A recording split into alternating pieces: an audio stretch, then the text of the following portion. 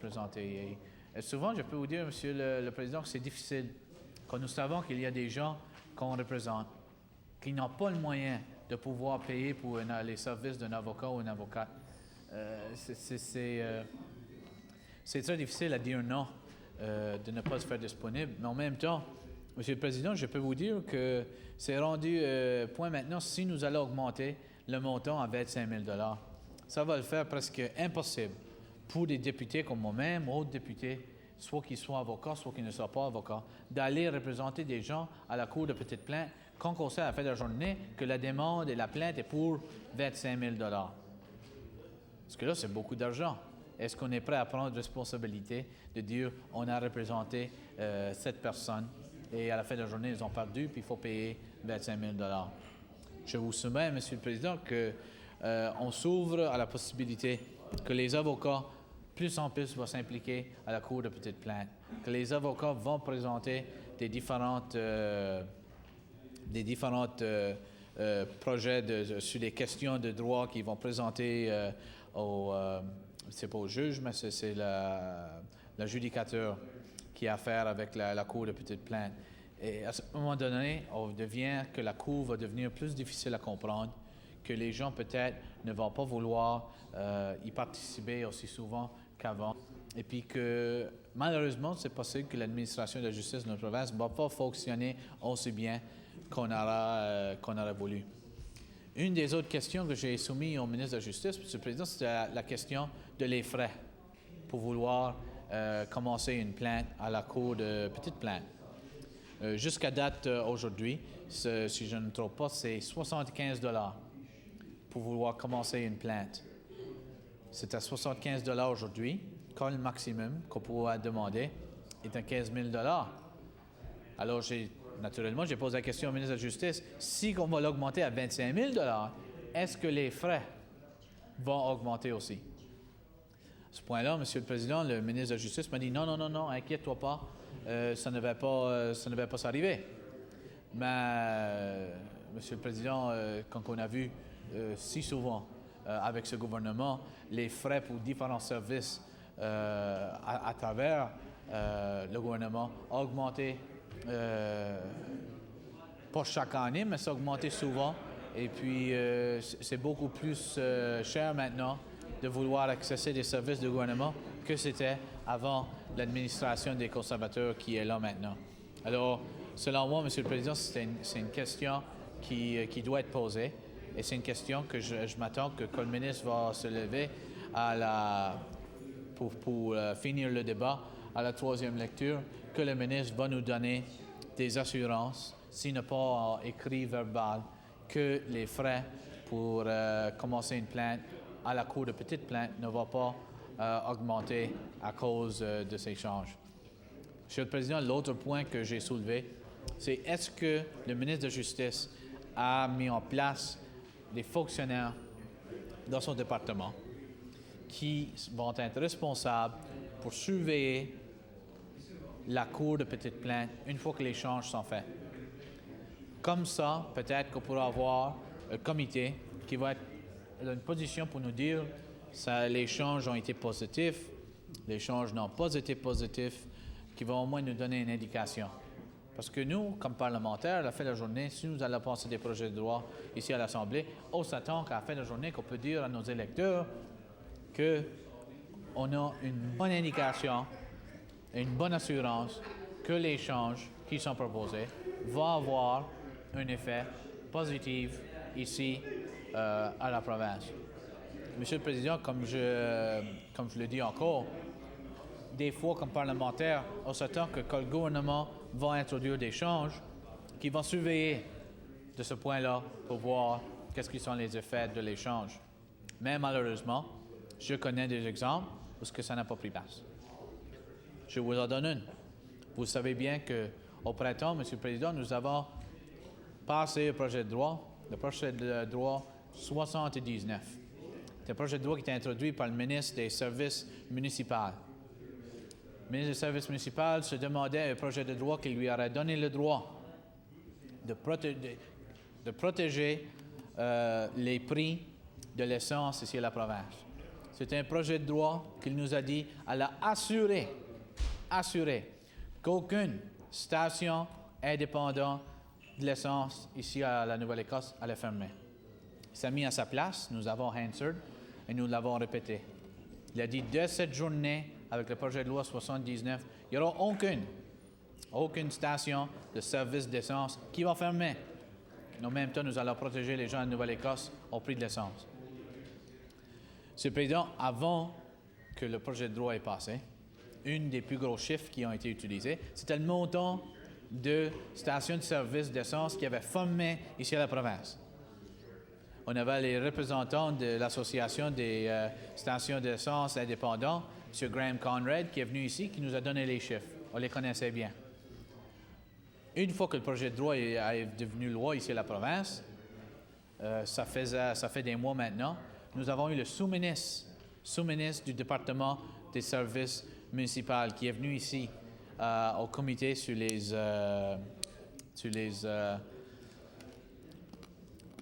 j'essaie de me rappeler le bon nom en français, mais je vais le dire en anglais, Public Accounts. Devant ce comité-là, le sous-ministre a été demandé de nous donner le chiffre. Combien de stations indépendantes de l'essence ont fermé depuis le passage de la loi 79? Sa réponse? On ne sait pas. J'ai demandé pourquoi. On ne surveille pas ça.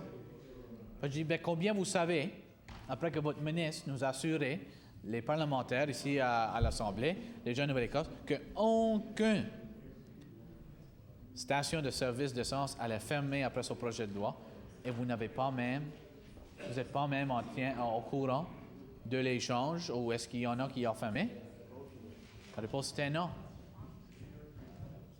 Maintenant, Monsieur le Président, on le sait, encore à travers de M. Graham Conrad, qu'il y en a 60 stations de service d'essence qui sont fermées depuis le projet de loi 79. Alors, le ministre lui-même s'est mis de sa place, nous a dit, il n'y en aurait plus qui allaient fermer. On va aussi protéger les gens de la Nouvelle-Écosse. On peut vous dire, Monsieur le Président, qu'aujourd'hui, que ça n'a pas arrivé. Le Premier ministre lui-même a donné la main aux représentants des indépendants et leur a dit que de ce point ici, nous avons une solution. Alors, Monsieur le Président, je donne ça comme un exemple où c'est absolument nécessaire que quand le gouvernement va passer le projet de loi 236, qu'on a quelqu'un du département qui va surveiller ces échanges. Parce qu'à la fin de la journée, Monsieur le Président, si nous allons augmenter le montant, le maximum qu'on peut avoir des plaintes à la Cour de petites plaintes de 15 000 à 25 000 $, il faut avoir une indication que ces échanges vont être des échanges positifs. Parce que si les échanges ne sont pas positifs, ben voilà, Monsieur le Président, il faut se demander quelle était la vraie intention de vouloir faire ces échanges. Et c'est pour ça que je m'attends que quand le ministre va parler à la fin de la troisième lecture, qu'il va nous donner des indications que ce département va tenir au courant de ces échanges, qu'il va faire certain qu'il ne va pas suivre l'exemple du ministre des Services municipaux, parce qu'on sait bien que lui-même n'a pas beaucoup surveillé son projet de loi. Son projet de loi a complètement pas fonctionné. Et puis, à ce jour ici, il ne s'explique pas, et le Premier ministre ne s'explique pas non plus.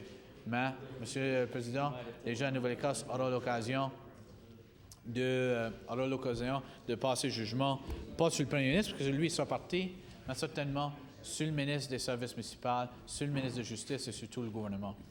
L'autre question, Monsieur le Président, que j'ai posée au ministre de la Justice, c'est avant que l'échange a été proposé, est-ce que le ministre a pris l'occasion de soit demander au barreau, ou soit demander aux hommes et femmes qui sont responsables pour faire les décisions à la Cour de petites plaintes, est-ce que vous avez demandé pour avoir quelle sorte d'idées ou d'opinions qu'ils aurions eux-mêmes sur cette question?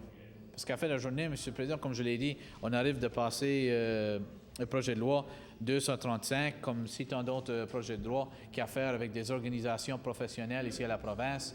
Et c'est là que les organisations professionnelles sont venues à nous, les membres, pour nous dire on veut des changes au projet de loi qui nous guide et qui nous gouverne.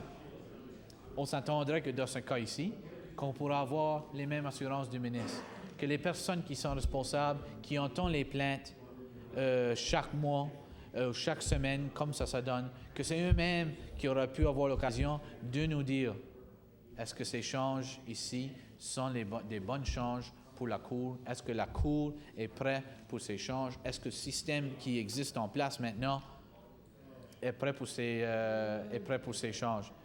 L'autre chose, Monsieur le Président, que je vous soumets, les décisions qui vont être faites sur des questions de droit qui vont avoir des décisions qui pourraient donner jusqu'à 25 000 est-ce que nous allons mettre un nouveau système en dette pour enregistrer les processus de la Cour?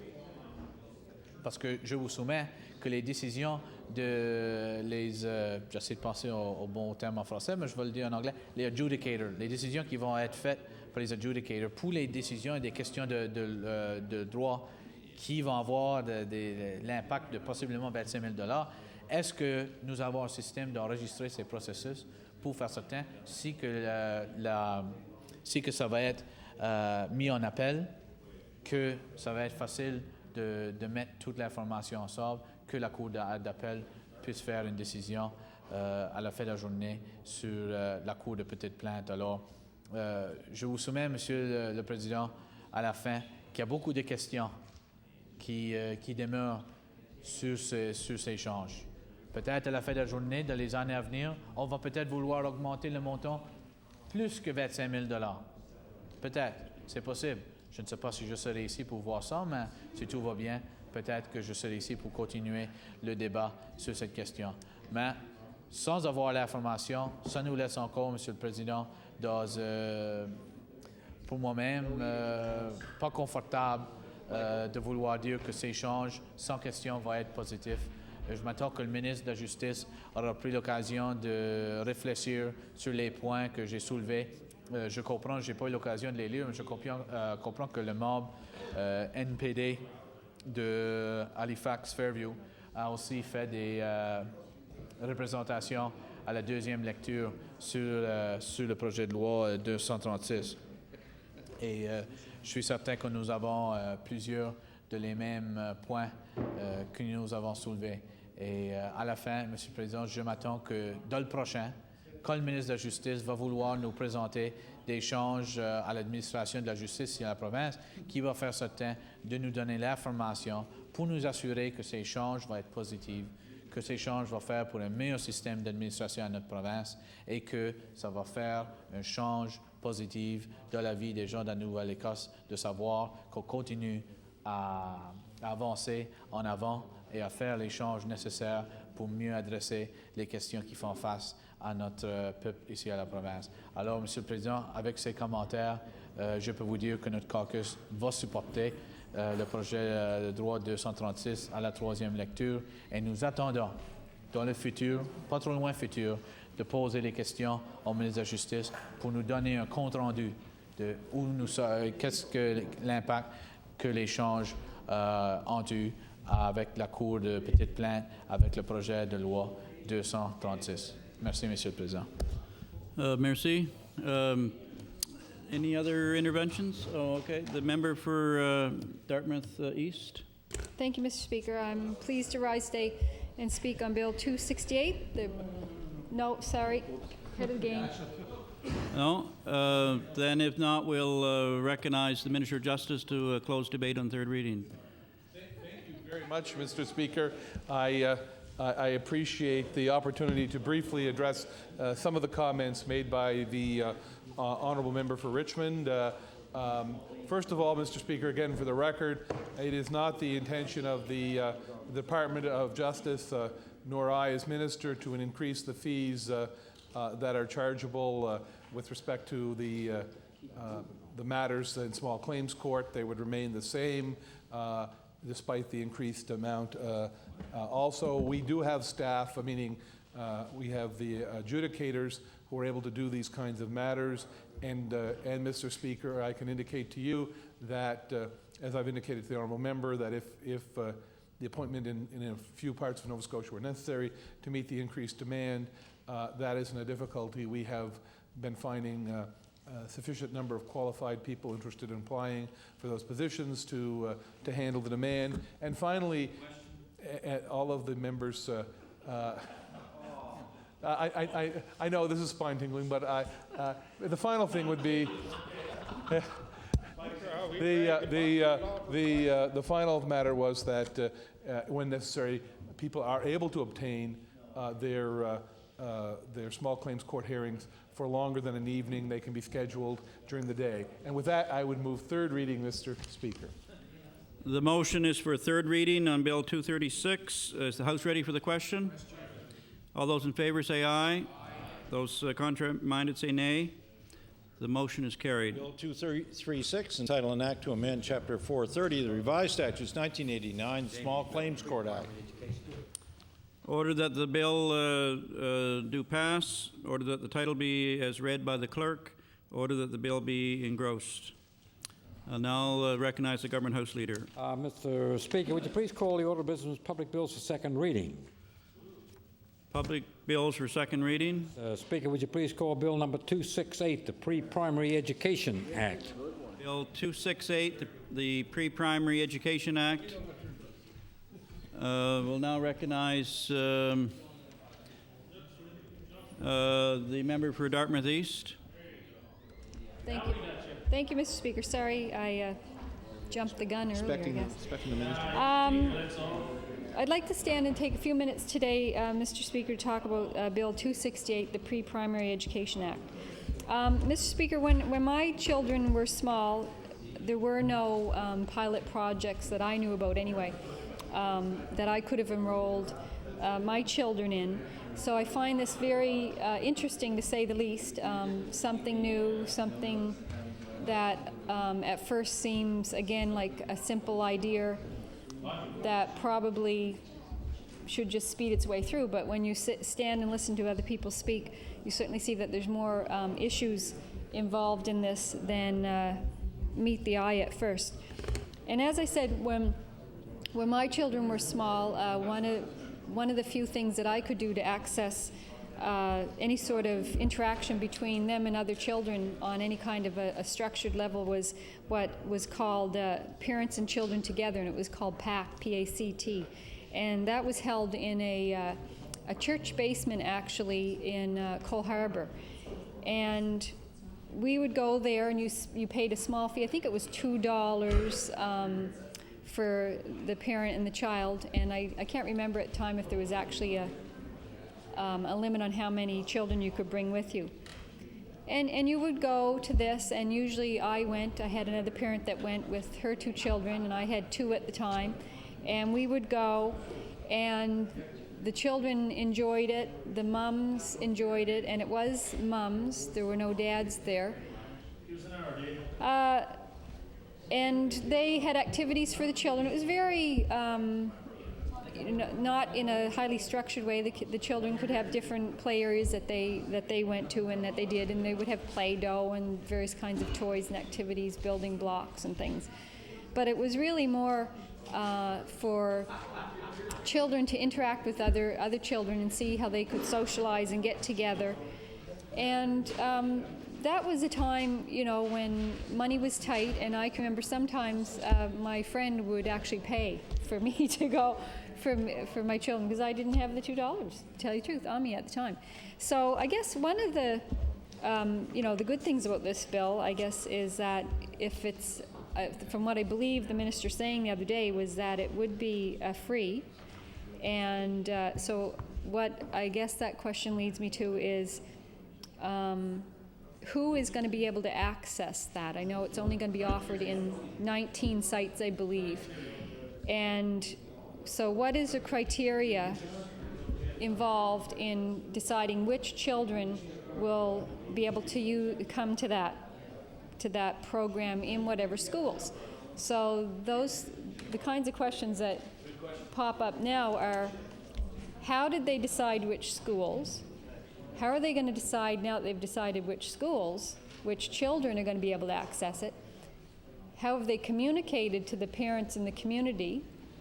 How have they advertised this? Because to tell you the truth, I didn't know anything about it until I really heard about it in here. So it's not been something that I've heard a lot of talk about, I guess, in the past.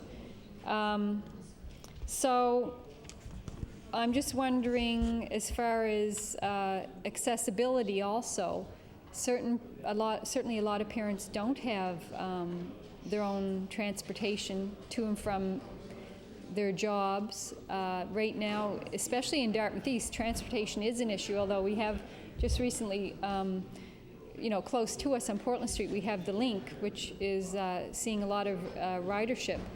But there's still a problem when you get off that bus at the end of the day, that a lot of people still jump in a cab to get to the next spot that they're going to. So people are still having a problem getting to and from work, and I'm just wondering what kind of transportation is the province going to lay out for these parents. And as soon as you start talking about transportation, and now we're talking about transporting 4-year-olds, we're in a totally different ball league there. I know the East Dartmouth Boys and Girls Club have some vans, and I think there's that whole issue around how much a child weighs, if they can go in a booster seat, and there's some small 4-year-olds, there's some large 4-year-olds. So are we going to be putting these children, the 4-year-olds, in regular-sized school buses? And if so, are they going to be monitored? Because I know when I actually volunteered at one of my son's school, when they were in elementary school, I actually, myself along with some other parents, took turns in riding on the bus and actually monitoring the activities on the bus and just trying to hold down the fort a little bit for the bus driver. And sometimes, children, I've actually seen them, when we first started doing it, climb under the seats from one seat to another on a bus. And it's pretty hard for a bus driver to contain sometimes what's going on in the bus and try and maintain his composure, her composure, while driving down the road. So I know 4-year-olds are, I don't want to say they're even more excitable, but I think I will go as far as to say that, and to contain X amount of 4-year-olds on a bus. And then, we all know at the beginning of every school year, we come across those problems where some little tot gets off at the wrong bus stop. And, I've seen it happen in my neighborhood, and the parents go into immediate panic. Everybody panics, of course. Thank God it always turns out okay. But I'm just wondering how we're going to, onload and offload 4-year-olds, and who's going to be waiting for them at bus stops, or are the parents going to be coming to pick them up? So those are just those kinds of questions about transportation. And again, I'm just wondering how the sites were chosen. I'm wondering if the school advisory councils were communicated with and consulted, and how long were they consulted with? Like how long ago did this process start? Also the home and school associations, because let's not forget that the home and school, that was the backbone, though that was the organization that started everything as far as school advisory councils spinning off of that, and they both serve the youth in our community, the children and the youth in our community. So also, have we communicated, how much communication have we done with the school boards across the province on this? And so I just would wonder, I haven't heard in the minister's talk, I don't think I did hear him mention anything about that, Mr. Speaker. Mr. Speaker,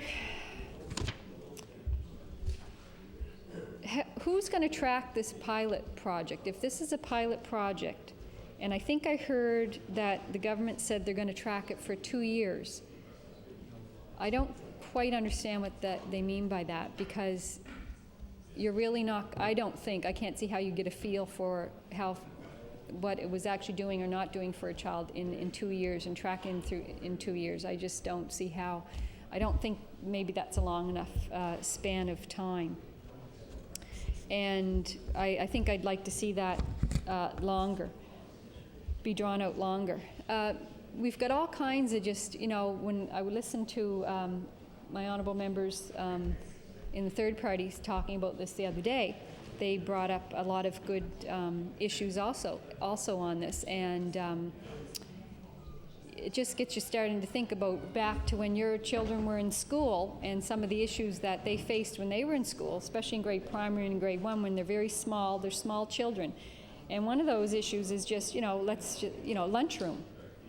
Where are you going to put these 4-year-olds in the same facility that you're putting the P to 6s in? And right now in a lot of the schools, the lunchroom programs are run by volunteer. A lot of them are run by volunteers, and whether or not they're volunteers or they're paid staff, a lot of times they're either eating lunch. Some of the schools, they eat lunch in the classroom, some they eat in the gymnasium. And they unfold tables, they put the tables out, and they're sitting in there. And I just am wondering now, is there more money going to be available to hire more lunchroom monitors to look after these 4-year-olds? And of course, there's going to be a cost in that. And are we going to have the resources available, not just in the lunchrooms, but also in the classrooms? And I'm assuming that one of the criteria for I'm guessing that one of the criteria for which site is going to host one of these classes is that space, obviously. So it would be in a school that would have a spare classroom. Why there's none in Timber? And so is that really, is that the way to do it? I guess if you don't have any space, you don't get one of these classes. Unless you're going to put a portable out in the driveway, and I don't know about the fairness factor on that. And I don't know how parents are going to register for this. I know we have problems now with French immersion. The way it's done, parents coming out and lining up to get in. It's a first come, first serve. Is this going to be the same thing? Is it going to be people that hear about it first are going to be there first? Mr. Speaker, there's also the issue of monitoring these 4-year-olds out on the playground. And I know a lot of our schools have issues with the playgrounds that they do have right now. Some of them, I won't put myself out on a limb, but I would guess that a few of our schools have no playgrounds probably as I stand here and speak. Either they're in the midst of having them removed because they are unsafe and they're still trying to fundraise to replace them. And I know a lot of us in this room have been involved in fundraising to build new playgrounds in our constituencies. And Mr. Speaker, we were actually lucky enough in my riding to build a new playground, and it was actually built to provide access to P to 3 in one area and then 4 to 6 in another. And we actually, I believe in the end we had an upper body area too. And this all requires monitoring by adults, teachers during recess and lunch. And I'm just wondering, how we're going to put 4-year-olds out there with these age groups. So if you're not lucky enough, if you're not a school that's lucky enough to have a multi-tiered playground set up, then these 4-year-olds are going to be in the mix with the grade 6s, and there's going to be a size difference, and there's going to be all kinds of, I think, problems there. So, Mr. Speaker, what we're talking about there is resources, and one of the problems we know we have in the system right now is the lack of resources in the classroom. And the lack of resources, I believe that our primary teachers and grade 1, grade 2, right up to grade 6 face every day that we send our children and our youth to school. And, teachers are there for our kids, and they do the best job they can with the resources they're given. And I know the parents help out as much as they can with their time and with their fundraising abilities. And, we all know that the teachers and the staff and the community and the parents and the children together have worked very hard in all of our schools to fundraise, to bring in resources that otherwise wouldn't exist there. And I know teachers oftentimes spend money out of their own pocket on actually complementing what is offered for their children.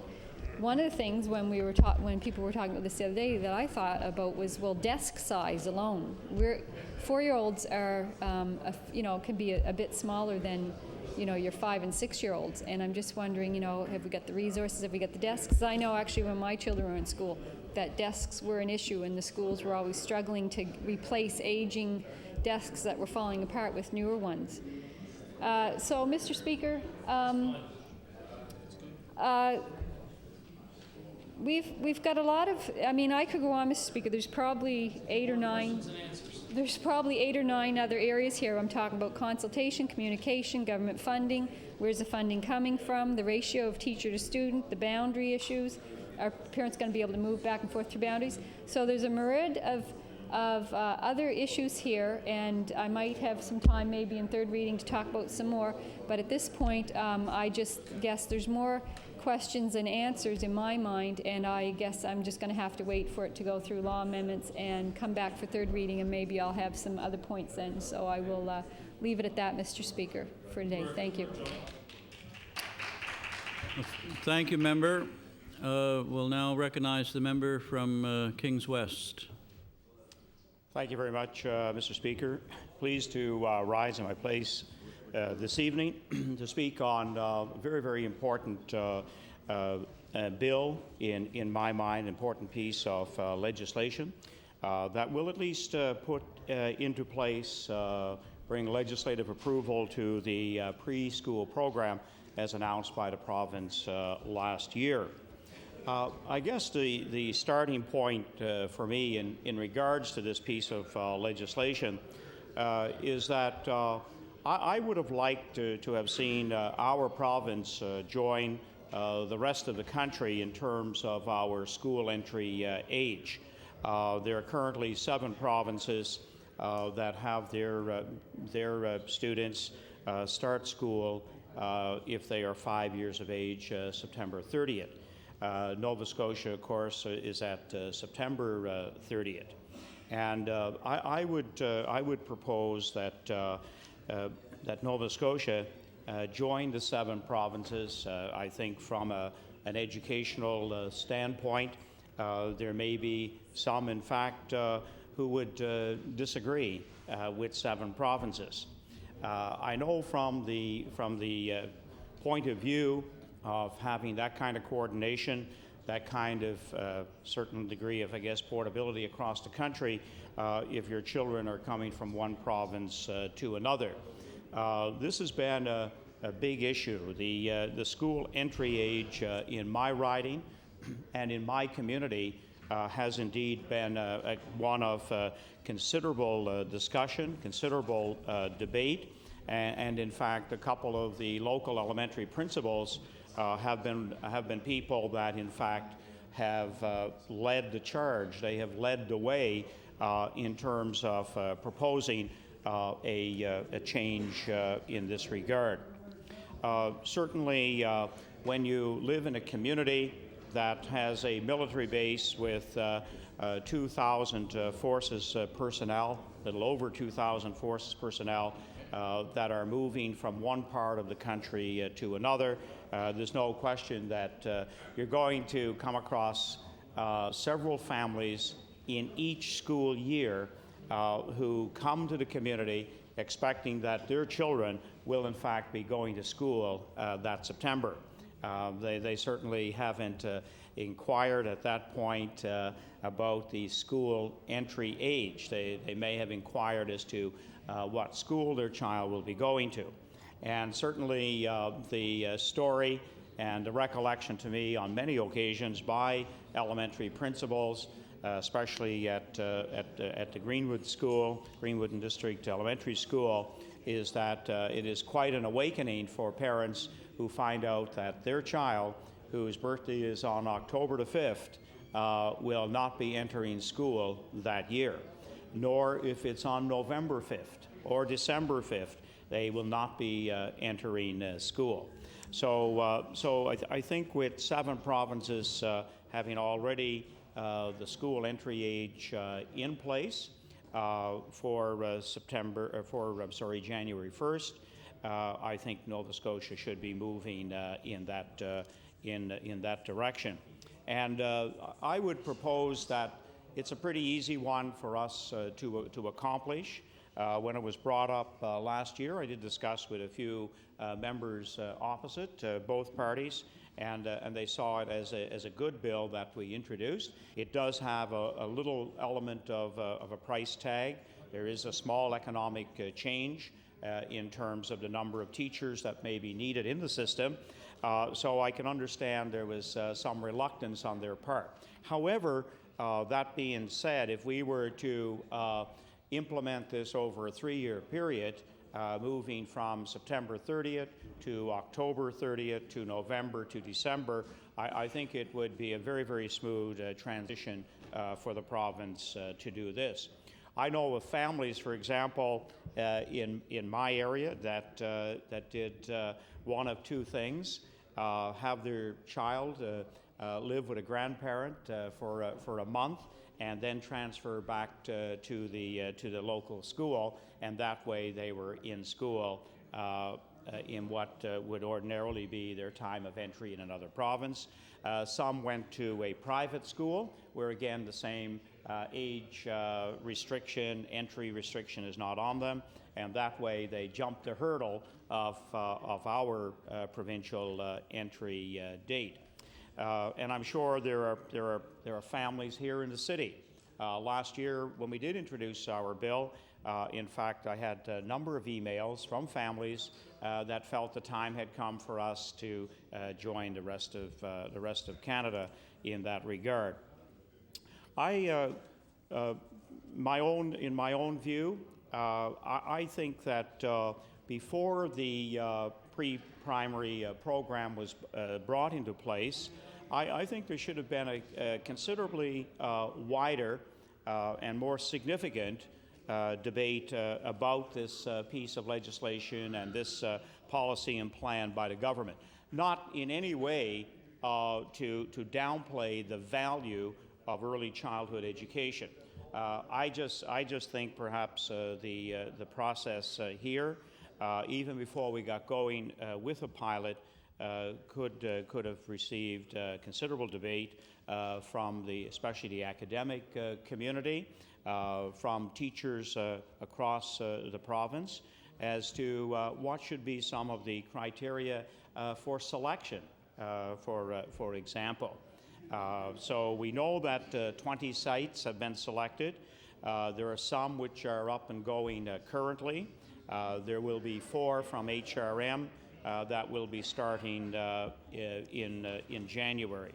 So whether or not the pre-primary current plan is what the province should have in place, and that obviously will be evaluated over the next number of years, I thought perhaps a more thoughtful discussion about the very nature of that pre-primary plan would in fact be held across the province.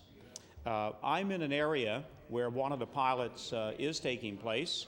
The Greenwood Elementary School is one of the sites, and at this point in time in October, I believe it's 18 4-year-olds are currently in that program, and I've yet to talk with the principal of the school to see how everything is unfolding. One of the other areas of debate, of course, that I don't think got very, very wide circulation of ideas and feedback is along the lines of who should be the teacher, the worker in the particular programs. Should it be somebody with a teacher certification? Should it be somebody who has childhood education training? And I think we have settled for now on that particular area. So we are going with that model at the current time, somebody who is trained in early childhood education. That may be another area that perhaps needs to be challenged, needs to be debated as to whether or not we go with the certified teachers in our early childhood program. Certainly, one of the developments that has occurred in my local area as a result of the pilot is the closing of a daycare, a highly regarded 20-something-year-old daycare center, the Little Toot Nursery, which was a private and Lions Club partnering to have a program in the Kingston area. And with the loss of a significant number of 4-year-olds, I got a call from a number of parents in September saying that the person who owned the daycare, the private partner here, did not have sufficient numbers to make it economically viable, so they were going to be closing their doors. And in fact, they have closed their doors. The nursery closed because they lost about 10 4-year-olds to the program at the Greenwood School. One of the areas that I thought should have been given very, very strong consideration before the pilot went into place was the element of transportation. So we don't have the 4-year-olds currently using the school transportation system, which does place, I think, a serious limitation on accessing the program. And that's very, very obvious in a rural area where for parents to drive those kinds of miles every day through every season, and the very cost itself becomes an inhibitor for children entering the preschool pilot. And so that's another one of those considerations that I think needed to get a much greater degree of debate and flushing out, and see in fact whether or not the school boards felt that it was feasible, it was doable. I know 4-year-olds on the bus. Some may consider that to be very, very young through the course of 10 months. Also, the length of the time the child is at school. Though that's another very, very important consideration, whether they just go for half a day as 4-year-olds or a full day program, I thought again was another area that should have had wide discussion. So in many regards, this program looked like it was in a hurry-up mode to get out there before the fall, possibly before we're into an election period. And I think while its benefits to the community and to our 4-year-olds certainly cannot be underscored, certainly some elements around the program, the logistics of this program, should have been given, I thought, certainly a wider community debate.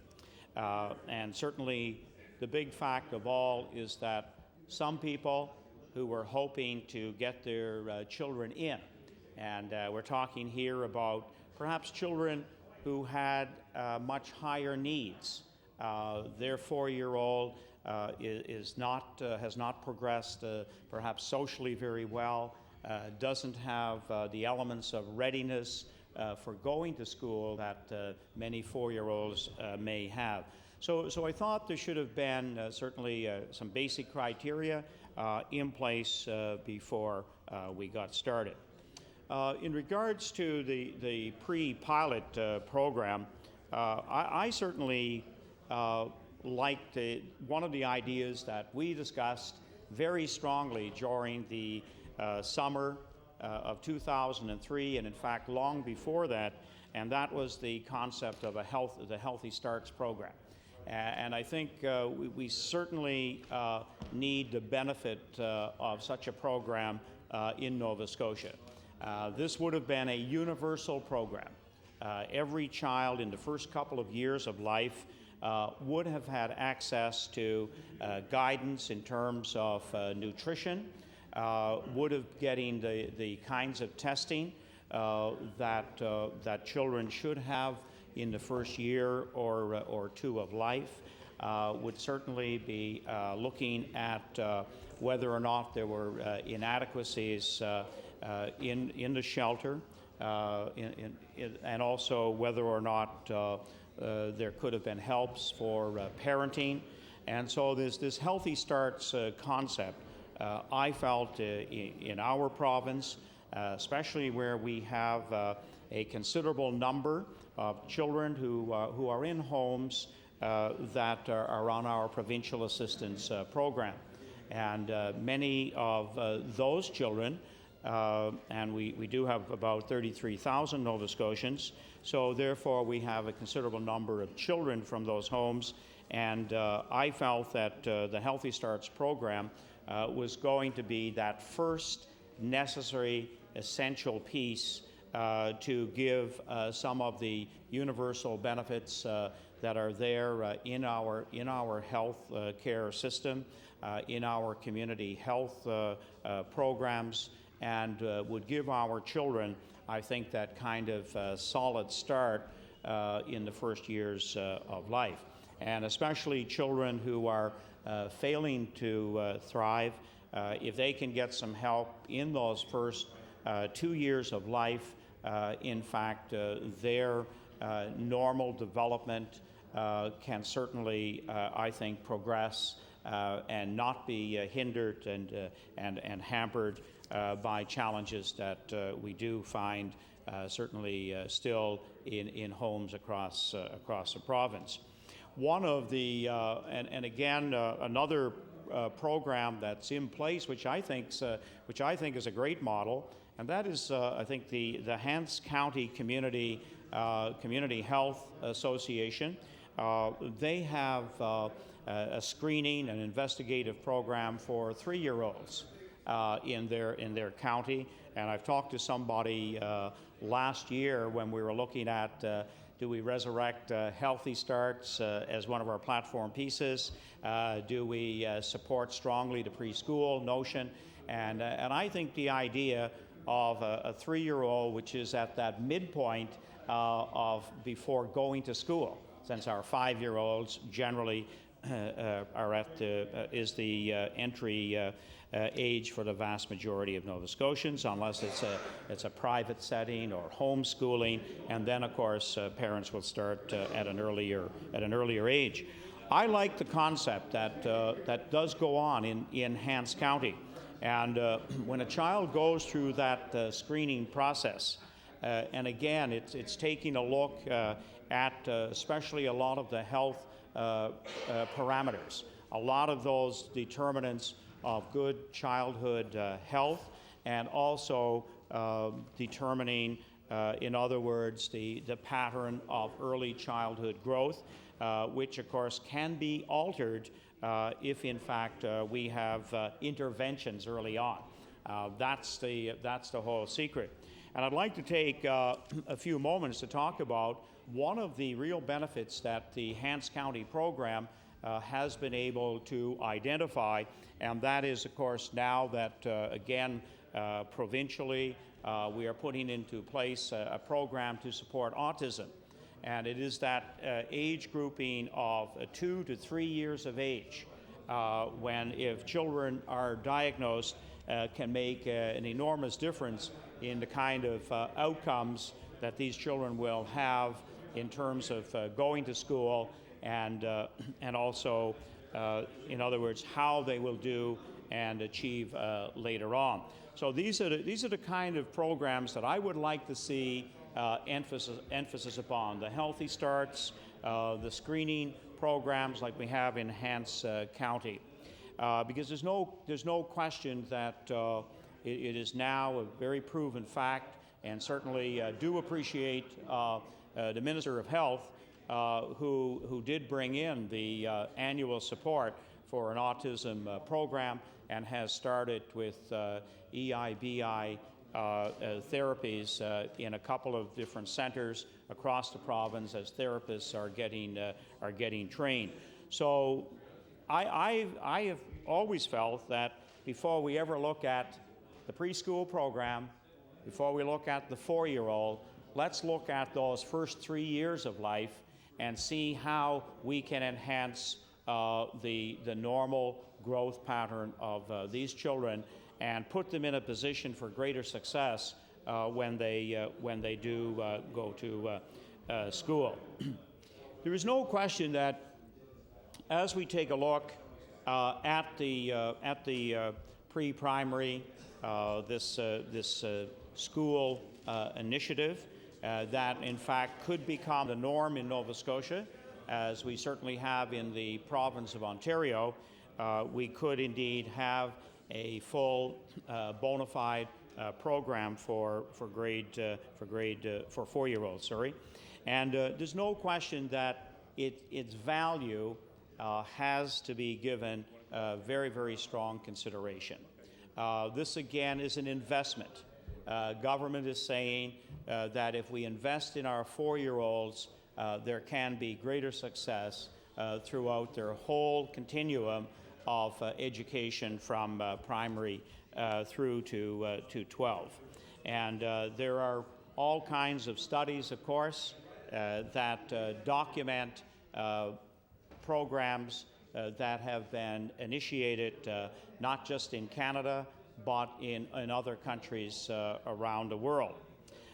When we talk about early childhood education, one of the areas that is receiving a lot of, study and evaluation at the current time is the program in Northern Ireland versus the other countries of Scotland, Wales, and England. And also another further comparative step is taking a look at the Northern Ireland program in relation to what is going on in Scandinavia. So it's a real interesting kind of, I think, investigative and critical analysis, because in Northern Ireland, children go to a formal education process at 4 years, 2 months of age. They go at 4 years, 2 months, and there you have it. You have your literacy, your numeracy, and a number of curriculum areas that these children will be engaging in. Whereas in Scotland, Wales, and England, children go to school at 5 years of age. Some may have possible daycare or nursery or preschool programs of a whole variety, and some have no schooling whatsoever prior to go either formally or informally before starting at the normal 5-year-old school age. One of the course, the major areas that they're looking at is what happens to the child in the first 5 and also even successive years of formal schooling if you have started at 4 years, 2 months of age versus somebody who starts at 5. And then another comparative element is in Scandinavia, where the whole philosophy and the concept of early childhood education, in fact, it has a very, very different emphasis. So the formal curriculum of the Northern Ireland versus one that is centered around the concepts of play is what we will find in a country like Denmark. So now the real question is for the evaluators to find an instrument whereby they can actually make some good critical analysis.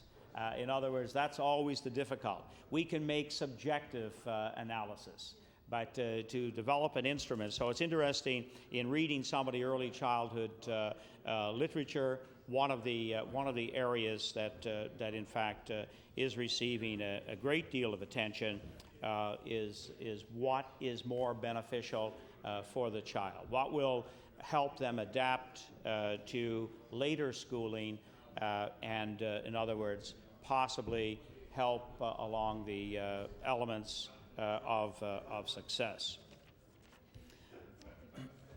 One of the there is no question that we do need to be given consideration in the province of Nova Scotia to taking a look at some forms of early childhood education.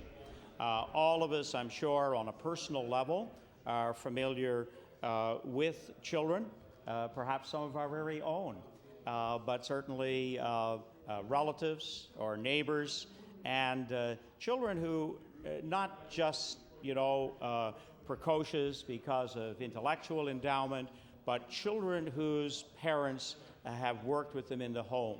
The first occasions, I guess, for children to learn, and where parents give that extra time to their children.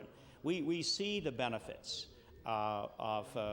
in children who have parents who work at elements of education from the time perhaps they're in their early months.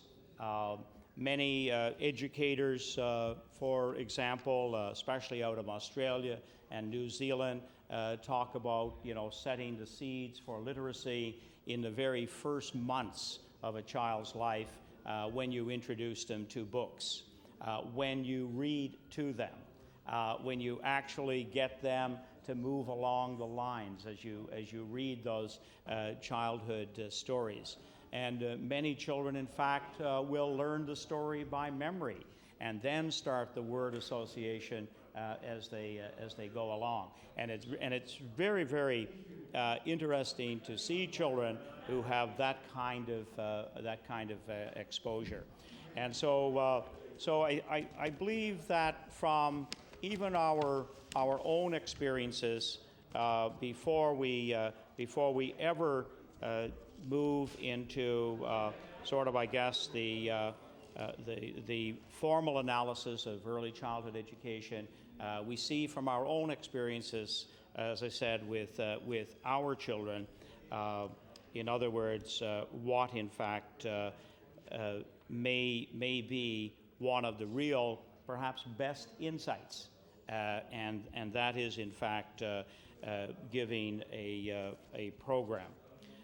We know, for example, that again schools across the country, even at the kindergarten level, for example, in that very first year, there's a wide range of curriculums. There's a very, very wide range of structural plans for the day. There are still jurisdictions that will have a half a day of school, others that have a full day, some that do put more of an emphasis on play versus, I guess, the basics of literacy and numeracy. So we have. So I'm sure this preschool program, pre-primary program, will in fact have a very, very wide-ranging and a very long debate over the next number of months, and certainly I'm sure during the 2 years in which this pilot will run. Certainly, when I take a look at my riding of Kings West, I know there are many children who come to school at 5 years of age who have had little support in the home, and readiness level is not as strong as what it should be. And in fact, as I introduced the bill about the changing the school entry age for Nova Scotia children. In fact, there was one school that seems to have a very significant catchment of children, in fact, who come from very underprivileged or undersupported children. In fact, it's one of the schools in my riding, and this is a staggering statistic, and it's one that teachers, the principal of the school, and indeed the larger community are very dedicating to turning around. And that is currently, they have one-third, and I should probably do a resolution to this tomorrow, but they have one-third of their school population that use the food bank. One-third of their school population in a rural school in my riding use the food bank. And so clearly an indictment of some of the needs that we certainly do need to address. And again, while the pre-primary is, I think, will prove to be a valuable instrument for having children ready for going to school, I still think there needs to be some fine-tuning, and that children who have a great need for the benefits of such a program. And in fact, I think it was just this weekend I read a letter to the editor from a parent who has a child in a pre-primary program, and who in fact who was not strong on the program when she heard about it at first, and thought that her child was progressing and moving along in a very good manner, and their child, after just a matter of weeks in the pre-primary program, the parents are speaking very strongly about the benefits, and especially again along that socialization process, whereby the child is learning to be involved, learning to cooperate, and learning those social skills, which are, of course, a very, very big part of the learning process. So I think as we go along, and evaluation tools are put into place, and hopefully in drawing upon and really in just making reference to the debate, which is kind of I wouldn't say raging, but certainly receiving a lot of attention in the UK. Perhaps we here in Nova Scotia can find certain instruments of evaluation other than just the strong kind of anecdotal, subjective analysis that the principal or the teacher in the program may give. I think bringing in that more formal evaluation process, I think, should be, in fact, a commitment that the Department of Education, if they haven't already put into place, that there will be this formalized process in the next while. In fact, there are many educators, those who have done a great deal of study and backgrounding and preparation in the area of early childhood education, and now, of course, we know that this is a degree and a master's and a PhD area that educators have in fact engaged in, and there's a great deal of expertise available to us. And in fact, we know that there is a major commitment to the concept of early childhood education in Canada, and that's why, of course, we here in Nova Scotia have started down this road of taking a strong look at bringing in a formal program. One of the areas that I do think we need to give perhaps the greatest and strongest look at may be, in fact, that whole area of do we use childhood educators, or do we use those, in fact, who who have degrees and teacher certification to be part of this. And again, this is one of the areas that I hope the Department of Education, government, will take a strong look at as we move forward.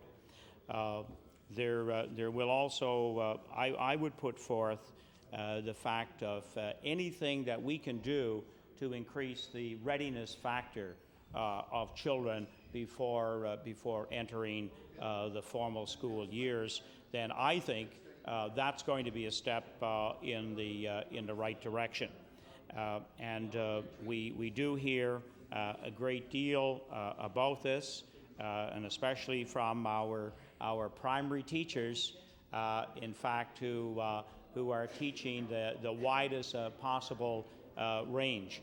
We have some children, for example, who enter school at the primary level, in fact, who are already reading at a grade 2 and 3 level, and we have some children who don't know the letters of the alphabet. So we have this very, very wide range. And I would say that if we're going to have a strong pre-primary program in Nova Scotia, then I think we certainly take a look at the criteria and those who will indeed benefit from such a program.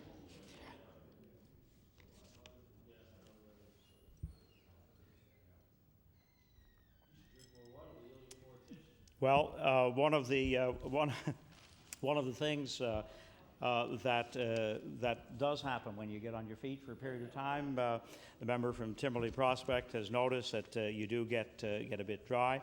I'm still looking for one of his long tirades in this session, and so we haven't heard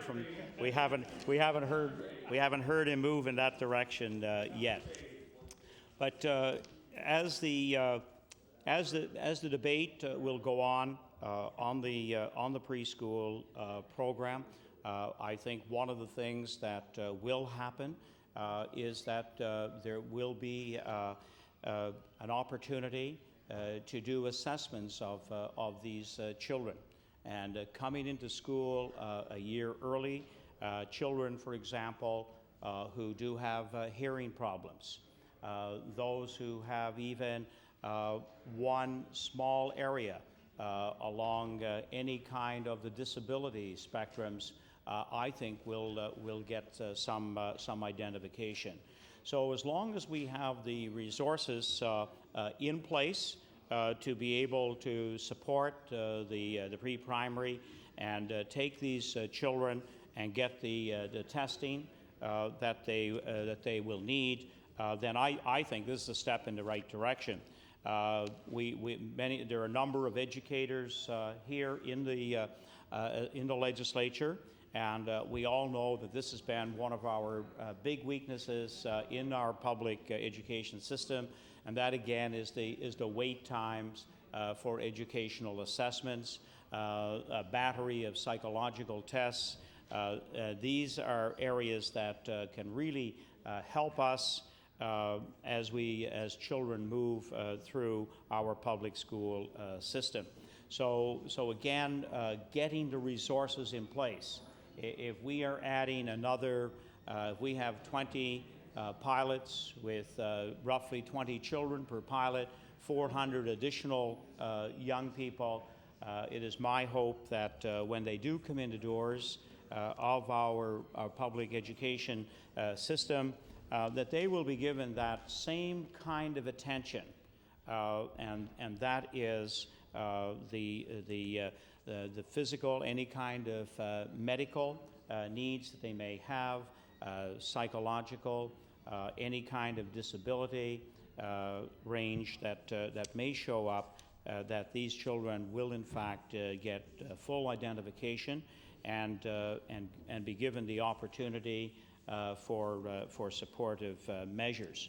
One of the areas that is sometimes identified now before children move into the school system is somebody who will need an EA. And certainly this is a very, very cherished role and position here in the province. And I know when they aren't available, I do here. And certainly in the previous school year, we had considerable cutbacks in the Annapolis Valley District School Board, and we did a lot of scrambling to get enough people in place for EAs. One of the things, again, that the pre-primary should do is to have a good identification of children who will need this kind of assistance. Many now are identified before they do come into school in September for their first year of school, but there are some who aren't. And occasionally I've been getting calls from schools where an EA is now shared. And sharing an EA when we have children with very, very high needs. We have many children in our system that have a tremendous range of physical needs. We also have developmentally delayed children that do need a lot of concentrated and concerted efforts by our EAs. So the thinner their spread, then of course the more challenges for the classroom teacher, the inability to meet the needs of the particular child. So I'm hoping that the pre-primary will become a good field of assessment, if you wish, as well as its offerings educationally for every child that does come in the system. So as this program moves forward, it is my hope that it will get the support and the attention of the school boards right across the province. Some boards have had some difficulty with the startup. Perhaps a number of reasons for that. I know HRM is not getting their program started until January. Hopefully, again, that will not be too upsetting for perhaps some of the day programs, the nursery schools, and so forth across the HRM, when an additional 80 children are going to be probably taken out of some of their current schools. There tends to be, of course, a knowledge among parents who are really vitally concerned about their children's education, and they're the ones that seem to get the good information, know when to get in and register, and get their children moving in that direction. So again, this is why I feel setting up a criteria that will benefit many children who do have a range of needs will be part of this particular program. So I know that probably some of my colleagues want to wade into this debate and offer their thoughts on this bill. So with that, Madam Chair, I will take my place. Thank you very much. I'd like to recognize the honourable member for Dartmouth South, Portland Valley. Thank you, Madam Speaker. I'm really pleased to have an opportunity to speak on second reading of Bill 268, an act respecting pre-primary education. And I'd like to sort of set the context for my remarks. There are a number of perspectives that one could use to view this proposed legislation. You could view it from the best interests of the children perspective. You could view it from the needs of the parents and the family. You could view it from the early childhood education and care sector. You could view it from the school board lens, and you could also view it from the perspective of teachers and the union, the NSTU that represents them. And I feel that unlike many topics that we speak on in this legislature, that I have a unique perspective because I can actually speak on many of those fronts. I'm the parent of 2 grown sons. I'm the grandmother of 1. I was on a school board for 10 years and chaired the board for many of those years. And I also served on the executive of the Nova Scotia School Boards Association. And I'm now an honorary life member of that organization. I trained as a teacher. I taught for a few years and was a member of the teachers' union at that time. I was married to a teacher for over 30 years. And while I don't have any specific training or experience in the early childhood learning and care sector, about 30 years ago, as a young mom, I did help others set up a cooperative play group in the community. And I've stayed interested in the issue through all those years, and through my critic responsibilities have had a chance to become much better informed about the issues around early learning and care of children in this province. And I've taken a particular interest in those issues. So last fall I had the opportunity to attend a groundbreaking national child care and learning conference held in Winnipeg. This was quite an eye-opener for me, as they had many of the national and international experts on these issues present. And since then, I've become involved in the sector here as a member of the YWCA Task Force on Child Care and Early Learning. And the Halifax YWCA was only one of 4 sites chosen for a national project on that issue. So I mention my background and experience partly to explain why I'm interested in this bill, but also to give the rationale for some of the comments and questions that I want to raise. Now, I'm one to give credit, Madam Speaker, where credit is due. And so I want to begin by agreeing with a couple of things that the government has decided to do. I strongly believe that the investment of public money going into early childhood learning and care is a wise investment. We have seen international and national studies prove time and time again that the investment of public dollars into to early learning and care and early learning and care is a very good investment, because not only does it help the individual child in terms of their interest and love of learning and reading, it better prepares them for school. They get along better with their classmates and the children that they play with. There are just so many benefits for the child, him or herself. But there are also benefits for the family, for the economy, for employees and employers. I'm a strong believer in good social policy leading to a good and healthy economic situation. And I think sometimes that this government has it backwards, in that they don't seem to recognize that the investment of time and energy and money into good social policy will actually benefit all workers and all employers in the province. So I want to mention that I have a number of questions and concerns about this bill. One is, first of all, why do we need statutory authority to set up a pilot pre-primary program? School boards in Nova Scotia had long experience with the Head Start program and the 4+ program, which both provide programming in a school setting for 4-year-olds. So I'm not sure why we need this bill in the first place.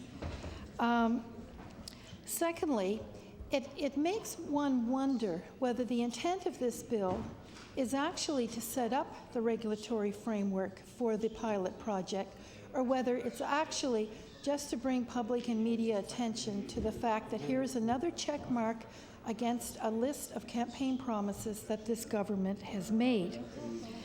And so, you know, you're left wondering whether this is more of a public relations or a promotional effort than it really is part of a carefully thought out and reasoned, comprehensive early learning education and child care plan for the province. It also raises the question about whether the current programming for 4-year-olds in the province, Madam Speaker, the Head Start and the 4+ program have actually been evaluated. It would be very interesting, and I didn't see or hear any reference to this in the bill briefing or in the minister's introduction, to find out whether the evaluation for those 2 programs has been done, because it may be a more obvious route to enhance or expand those programs rather than bringing a 3rd program for 4-year-olds into the system. So we're left with some of those questions about whether, again, this is a best practice or whether it's just more of a promotional attempt. And I guess it also raises the question about whether this is another piecemeal approach to looking at the whole issue of early learning and care in this province, because there are obviously voids that the Department of Community Services has not filled, and it almost looks as though the Department of Education is trying to fill that void. So one would be interested to know how the 2 departments are going to coordinate their efforts on dealing with children under the age of 5. The other problem I have with this bill is that none of the rationale or explanation around it has given any indication that those who are going to be most severely impacted by the bill have been consulted. And, for example, I applaud the use of trained early childhood educators in the pre-primary program, because this is supposedly a program that's going to be play-based and is really based on the developmental needs of children before they start formal school programming. But it's interesting to note that there's going to be up to 20 pilot sites around the province, each of them requiring 2 fully trained early childhood educators. So this is going to drain up to 40 early childhood educators from the current mishmash of child care and learning circumstances in this province. And it's interesting because we already have a workforce crisis in that sector. Now, first of all, I want to say that there is a core group of mostly women in the child care sector who love children. They provide quality programming, and despite the low wages, they want to stay, and they have stayed in that sector as directors and trained workers. And I want to give credit to those people, because despite very difficult working situations, their love of children and their firm belief that the kind of service that they provide to our communities and to our families is much needed, and they stay there. But there's a lot of instability in the sector because of the low wages. And you might think, okay, what's low wages? For example, most early childhood educators in our province make barely more than parking lot attendants. So, yes, one wonders why, in a province such as ours, the care of children is almost put on the same level as people who collect money for the parking of cars. Seems to me there's a bit of a value problem there. But despite the low wages, there's a certain group of core workers, mostly women, as I earlier said, who stay in the sector and do a wonderful job. But there's a lot of instability. A lot of the workers find that they can't, it's not a living wage, so they can't support their families, or they may have other demands on or pressures on their family budget. They can't stay in the sector. So there's a lot of movement in and out. And the low wages means that there's no incentive there for some of our bright, energetic, young workers to want to get the kind of quality education that they need to rise to the top in that particular field. And so it doesn't entice people to go into the field, and it doesn't entice them to stay there for a long period of time. And It also doesn't encourage them, once they're in the field, to continue on with their education, to upgrade their qualifications, or to go back and take some of the longer programming. I believe at Mount St. Vincent, the program can take up to 4 years. And so there's no encouragement there to become the best at what they do.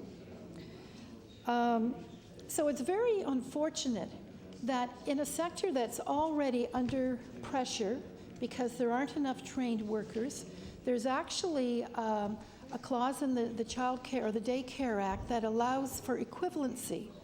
And so if a worker is deemed to have equivalent experience, they're not forced to take upgrading or further education.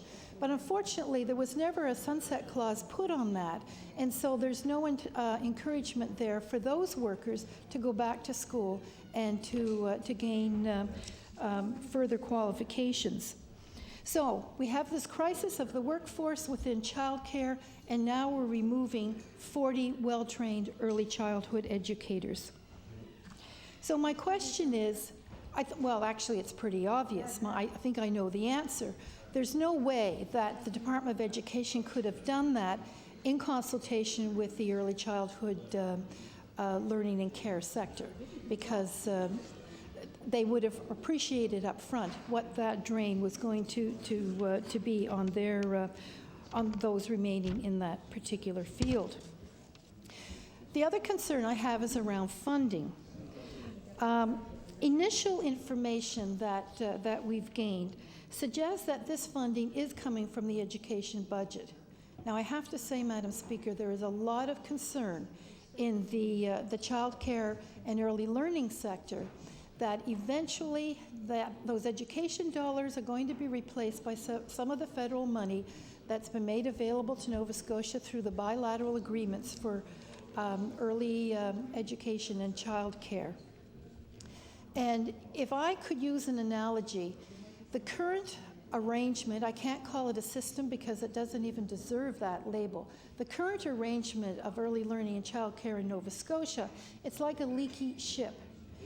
And it's now the responsibility of the Department of Community Services. And they seem content to patch up a few of the holes and sort of limp into port, let's put it that way.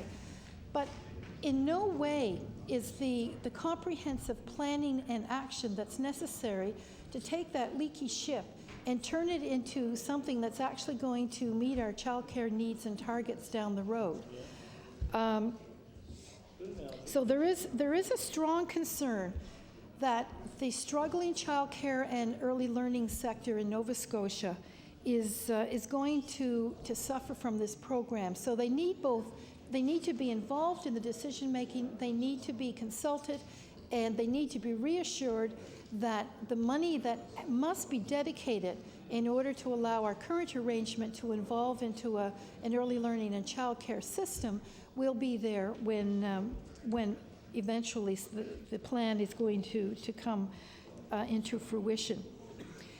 And I'm also wondering if some of the pre-primary programs accept children with special needs, is the additional funding going to be necessary to support the school boards in accepting those children? So there's lots of funding questions that need to be resolved. Now, many of the the previous speakers, I should say, have talked about concerns around access to the program, and I share those concerns. Because when you hear the minister talking about first come, first serve, family has to provide its own transportation, you immediately can visualize a pre-primary program that, at least in its pilot stage, is going to be more accessible to those with more options and with more income. And the long-term result of that will be a widening of the gap in terms of school readiness. So those who need this program the most perhaps won't have the same degree of access to it. They're going to be further behind when they start school. And we're just going to see in the early primary and grade 1 grades a further widening of the gap between those who are prepared and ready for school and those who in a sense almost will be over ready for school and anxious to move into an accelerated program. So I'm just, I do have a lot of concern about the access to program. And I'm also wondering if there was any baseline studies done in terms of the children who entered the 14 pilot sites to date. Because if this is a true pilot, then there has to be some sort of measurement or evaluation. And we need to know what was the readiness level of those children when they started the project. Otherwise, how are we going to be able to measure whether the program is effective or not? And that relates back to my concerns about Head Start and 4+. Now, I know there's been lots of international, especially North American studies done on the Head Start program, and I think its value has been well proved. But I'm less sure of how well evaluated the 4+ program has been. And again, it might have been a better move to expand that program than bring in a third option. And in addition to doing some baseline studies of the children who enter the pre-primary program, I think it's important to have a control group set up. Otherwise, we really won't be able to measure the effectiveness of this particular program. So in conclusion, I just want to reiterate a few of my concerns. The pre-primary pilot project could actually be viewed as sort of a smoke and mirrors project. And perhaps it's meant to take the focus off of the government's lack of ability and will to take a long-term visionary approach to developing an early childhood education and care system in Nova Scotia. And it's interesting because the Advisory Council on the Status of Women did a statistical series back in 2001 called Paid and Unpaid Work, Women in Nova Scotia. And it highlights the fact that in 2001, Nova Scotia had the lowest per child allocation for regulated child care in this country. And I'm not sure that the province itself has put in much more money since those days. It certainly allocated some of the federal dollars from the various bilateral agreements on early learning and child care. But we have a huge way to catch up to some of the other provinces. For example, you might not be surprised, Madam Speaker, that in Quebec, which is really the model that many provinces are trying to catch up to, in Quebec, compared to our $91 a year, Quebec spent in 2001 $980 per child in regulated child care. A huge, huge difference. So whether it's research, whether you talk to people who have been in the sector for 30 years, whether you talk to parents who have been on so many waiting lists and still can't get into a licensed spot, the deficits in our system of looking after children, providing quality care and a learning experience, our deficits are huge in this province. And we're awaiting publication of the so-called plan that's going to be sent by the end of December to the federal government, which is actually part of the requirements of the bilateral agreement. And I hope it's just not the fact that it was required in that agreement, that's the only reason that our particular province did a very snappy, short-term, sort of condensed version of a consultation. And I'm told by some of the people who were fortunate enough to be part of that consultation that they were told that the report that's going from the consultants to the department will not be made public. And so they're very concerned about whether the plan that results from supposedly the end of this process if it even reflects the concerns and issues that were raised and the decisions that were highlighted at this consultation. So I'd like to challenge the Minister and the Department of Community Services to make sure that there is a public release of the draft plan that's going to be submitted to the federal government, and that there is time for parents and workers and people, researchers, people interested in these issues on early learning and childcare, so that they can actually have some input to the final plan before it actually goes to the federal government. Otherwise, there's no transparency to it. It's being done behind closed doors, in secret. We may never, know until it actually goes to the federal government. There's no chance to respond or to improve upon the draft plan. So that's one challenge the NDP, our caucus, throws out to the minister and the Department of Community Services. The other thing I want to highlight is that every single aspect of our current arrangement of early learning and childcare in this province needs to be improved. And it's my concern that the pre-primary program, which is being initiated by another department of government, I guess our concerns are, how is that going to fit into the so-called plan or the evolution of what we have into the future? It just seems to be another in a series of small attempts to improve one little situation, and then they jerk back and go over to the side and try to work on something else. The end result is not a system. It's just a continuation of this sort of mishmash of arrangements that parents and community groups and nonprofit and commercial centers have set up to look after, quite frankly, a minority of the children who need licensed care in this province. It's been mentioned in a number of reports that much fewer than 20% of children under the age of 12 who need licensed space, either in after-school or early preschool situations, actually have access to licensed spaces. And so there's a huge number of children who are in that informal sector. There are no standards. We have no idea whether they're safe, whether the experience that they're having is a positive one, and that it's actually meeting the needs of their developmental needs.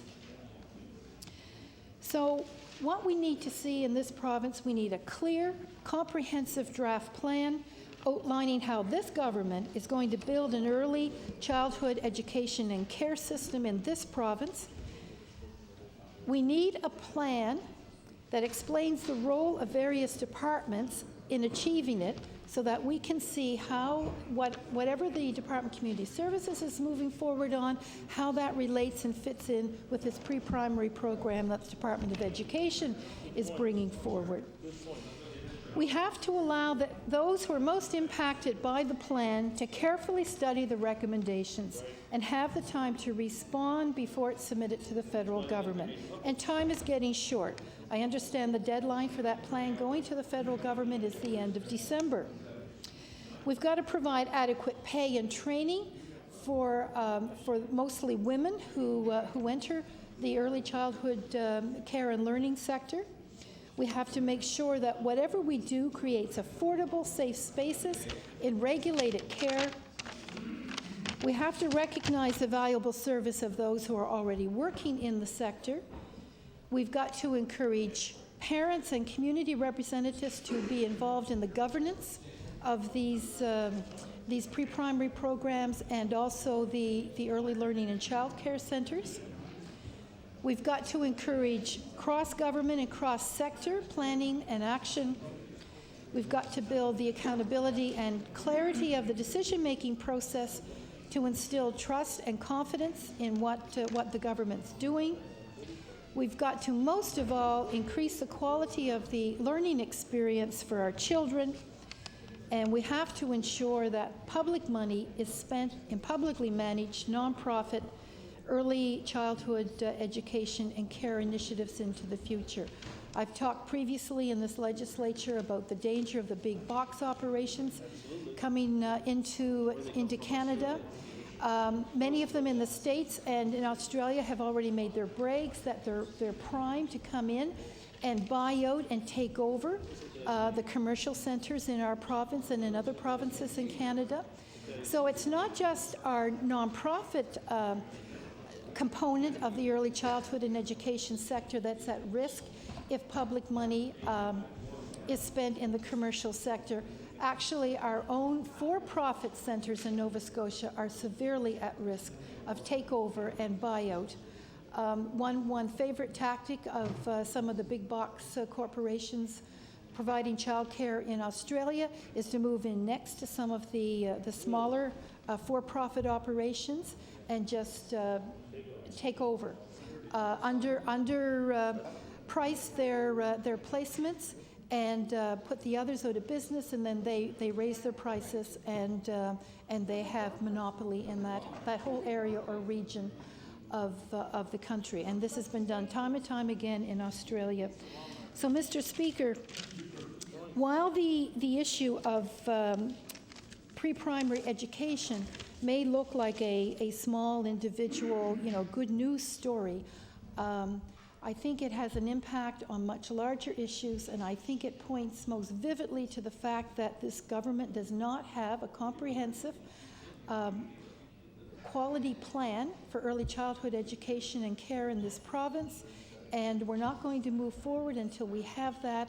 And I think it's very unfortunate that in one sense the funding available to one department is going to rob those who are governed by another department, and that we just don't see the coordination and collaboration necessary to build the early learning and childcare sector in Nova Scotia. So with that, Mr. Speaker, I will be pleased to speak perhaps on third reading. Thank you. Thank you. Recognize the honourable member for Clare. Thank you, Mr. Speaker. Mr. Speaker, I'm pleased to rise and say a few words on Bill number 268, an act respecting pre-primary education. Mr. Speaker, there ain't much in this bill. Mr. Speaker, I guess the first question we need to ask is whether or not we need legislation in order to allow this 2-year pilot program to go forward. Mr. Speaker, after all, a pilot program is just that, a pilot. It's not permanent unless the minister has some different idea about what's going to happen once this 2-year pilot program is over. Mr. Speaker, a pilot program, certainly we will see changes moving along through the next 2 years. We'll probably see improvements, which is probably most likely to happen when you go through implementing a permanent program. So these pilot programs, Mr. Speaker, in the next 2 years, again, pilot programs, it's not something, I don't believe, that the government or the minister is looking at implementing further down the road. So I guess, Mr. Speaker, the first question is why legislate these pilot programs, preschool pilot programs for the next 2 years? So obviously the question that comes to mind is government looking at implementing a full-time pre-primary program once this pilot program is over, Mr. Speaker. And of course, looking at the bill, there's very few details. So again, we don't know exactly what the game plan here is, Mr. Speaker, once this pilot program is over. Mr. Speaker, when I look closely at the contents of the bill is one line, and the remainder of the contents is set in regulations. So again, there's very few details in this bill. And again, Mr. Speaker, it reminds me, or it takes me back to previous bills that were introduced in the House where there's very few details available. You know, the entire content of the bill will be determined behind closed doors. So again, that makes me nervous, Mr. Speaker. Without the knowledge of any of the stakeholders, without the knowledge of the general public, the entire program will be determined by regulation that will be either drafted once this legislation goes through, or maybe the minister has the regulation and he's holding on to those once the legislation goes through. I don't know, but Mr. Speaker, that is wrong. That is wrong. This legislation, the minister has an opportunity to lay out what the rules of the game is going to be, but he chooses not to, Mr. Speaker. If the minister is certain that this legislation is required, then he should show the strength of his convictions by bringing forward all of the details, not just a few of them, Mr. Speaker, because there's very little in this bill. Mr. Speaker, early childhood development is the responsibility of the Minister of Community Services. So again, the obvious question is, why is he not playing a role in this particular piece of legislation? Again, Mr. Speaker, it would appear that the voice of those providing early childhood education services through the Department of Community Services has not had a chance to be part of this program or be heard. And again, Mr. Speaker, this is wrong. Mr. Speaker, we have no indication that operators, Mr. Speaker, and I believe do a good job in what they do. Again, have they been consulted? We haven't heard from the Minister of Education or from the Minister of Community Services, or even asked to be an active participant in this program, Mr. Speaker. Again, looking at this bill that's before the House, there's very few details. Very few details. So again, Mr. Speaker, there is no question that there is value in early childhood education. Mr. Speaker, children in this age group are in a sensitive period for the development of independence, movement, and language. Mr. Speaker, we believe that this program offers an exceptional opportunity, one in which the needs and development of each individual child is the central focus of the class. Let me talk about resources. It is hoped that the children in the pre-primary are in their own enclosed, serene environment, including their own classroom, play yard, bathrooms. Again, Mr. Speaker, I hope these needs are available. No details available. So we're not sure whether this will be the case or not. There needs, Mr. Speaker, to be an emphasis on the careful use of the materials, appropriate choices, and respect for the work and feelings of the others in the class. And this bill is silent as to whether the appropriate resources are made available to ensure that this is the case, Mr. Speaker. Mr. Speaker, this bill creates lots of expectations. Perhaps the biggest obstacle in this bill is the expectations that will be set. Once this bill goes through, Mr. Speaker, the people of Nova Scotia will expect the program to be available. And when I say available, that means that anyone who is interested in participating should be given that opportunity to do so, Mr. Speaker. No, there should be no waiting list, as we're currently experiencing. Another factor, Mr. Speaker, is the ability to transport children to the program. And again, that should not be a determinant factor in whether a child is able to access this pilot program or not, Mr. Speaker. Transportation, Mr. Speaker, seems always to be a barrier, always. And in this case, in this pre-primary program, it should not be. Looking at this bill, I noticed one of the clauses, Mr. Speaker, talks about the program being made available for children less than 6 years old. I know my honourable colleague from Kings West has a bill before this House talking about the school entry age. Mr. Speaker, in our province, children who are, the cutoff date is at the end of September. Unfortunately, children who turn 5 years old after September 30th, unfortunately in the province of Nova Scotia, have to wait for another year, for another school year. I know, because that, Mr. Speaker, has happened to me, and it has happened to a lot of people that I know, and I'm sure, Mr. Speaker, you're aware of people that unfortunately have not been able to access a current school year because of their age. I understand, Mr. Speaker, there are 7 provinces in Canada that follows the calendar year. There's no cutoff at the end of the month of September. So the 1st of January, Mr. Speaker, to the 31st of December determines whether or not a child is allowed to enter our public education system. And that is fair to everyone.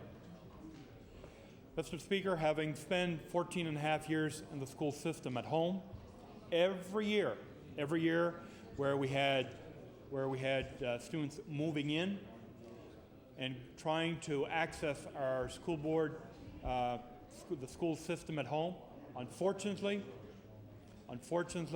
some of these children that had started school in other provinces at the age of 5 years old, in the month of October or November, could not, because their birthday was after September 30th, so therefore those students were not allowed to continue their primary education in our school board. And that's wrong. We need to have one system, one set of rules for all of our country. People move, families move, children change of school, and there's an urgency that the province of Nova Scotia adopts these same rules. It is highly critical that all children should have access to a public education. And the cutoff should not be September 30th as it is today in the province of Nova Scotia. We should do as 7 other provinces in Canada, Mr. Speaker, are currently under that school age system. So again, Mr. Speaker, I hope that the government may or will consider at some time we need to do like the other 7 provinces are currently doing in this province. Mr. Speaker, there's a number of concerns this bill raises. In a press release that the department issued on October 25th, it talks about a 2-year pilot program. And it talks about each pilot site will offer a full day, each pilot site. But again, there's no details in this bill how these sites will be picked. So of course, Mr. Speaker, this bill, again, is short on details, so you have to wonder, how are the sites going to be chosen? I'm sure one of the factors have to take into consideration is there space available in the school, because it's practically impossible to begin a new program if there's no room available in the school. But I'm quite sure in many of our rural schools throughout Nova Scotia that I'm sure it's not a problem. But again, very few details are available. Again, the minister failed to indicate to the House when he did his comments on the second reading of this bill. So again, not knowing how these sites are chosen, I hope when the minister closes the reading on this bill that he will share some of those details with the House, Mr. Speaker. Again, the minister indicated that 720 children will attend the program during this pilot phase. So, of course, Mr. Speaker, the first question that comes to mind, any restrictions on who will be able to attend these pilot programs? So not knowing, again, and this bill, again, is very short on those details. Transportation doesn't say anything. If the buses aren't available if parents are willing to transport their child to these pilot programs, are they available? Again, the criteria is not available, so, Mr. Speaker, again, I hope that the Minister of Education may provide us with some of these details. Mr. Speaker, I know in this province many of the school boards in the past and continues to offer immersion programs. And we've been hearing all kinds of stories from parents, you know, camping out the night before to make sure that they were first in line. Again, with restricted amount of seats available in many of our immersion programs throughout Nova Scotia, again, you have to wonder. With a limited number of 720 spaces available for preschool children, again, you have to wonder what kind of criteria will the school boards be using in order to determine who will or who won't be able to attend. Another question that this bill raises is the fact that the province has announced back in the spring they're investing $750,000 in this pilot program. So of course, is this per year? Because we know it's a 2-year pilot program. So are we looking at $750 annually, or is this for the 2-year pilot program? So I hope that the minister will again be able to share some of those details. So again, looking at the breakdown, you know, how is this funding going to be divided up among the 8 school boards across the province? So again, not knowing how the funding will be divided up, again, the minister has an opportunity to share some of these details. Again, Mr. Speaker, looking at this bill, an act respecting pre-primary education, there's very few details in that bill. A lot of those details will come out in the regulations. And again, we've seen this many, many times with this government. The details are not available, so we need to wait for the regulations.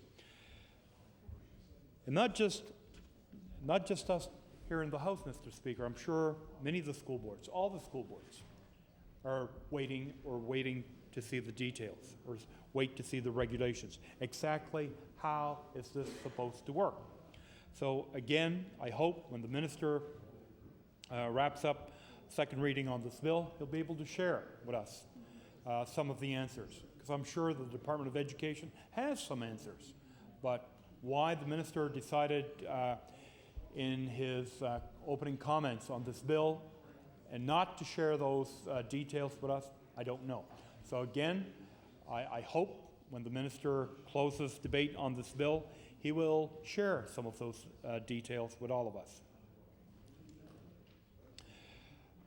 Mr. Speaker, in closing, I hope once this pilot preschool 2-year program is over, you know, what can we expect? What can we expect? You know, is it the intention of this government to introduce a full-time public pre-primary education program in our province? Again, not knowing those details, again, I'm calling upon the minister in his closing remarks to address this question, because I'm sure many people, many parents will be looking for details and for information. So I hope that the minister will take this opportunity and again provide parents in our province with many of the answers that they're looking for. Again, Mr. Speaker, this is a pilot program, as I've indicated earlier. Again, pilot programs, why there is a need for legislation, I still don't understand. The minister was very vague in providing those reasons to the House. So maybe again, when the minister wraps up second reading on this bill, maybe he could provide us. Why is there a need to have legislation in order to allow this pilot program to move forward? We know that some school boards have decided to start early. We know there's boards that will wait for the new year to begin before implementing these pilot projects within their school board. So again, Mr. Speaker, with those few remarks, I hope the minister will be able to provide us with some of the details that we're looking for. I know I've been asked by some parents at home, again, with no details available, it's practically impossible to provide them with the answers they're looking for. So again, with those few comments, Mr. Speaker, thank you for the opportunity. Recognize the Minister of Education to close debate on 268. Honourable Minister of Education. Mr. Speaker, I'm rising on my feet.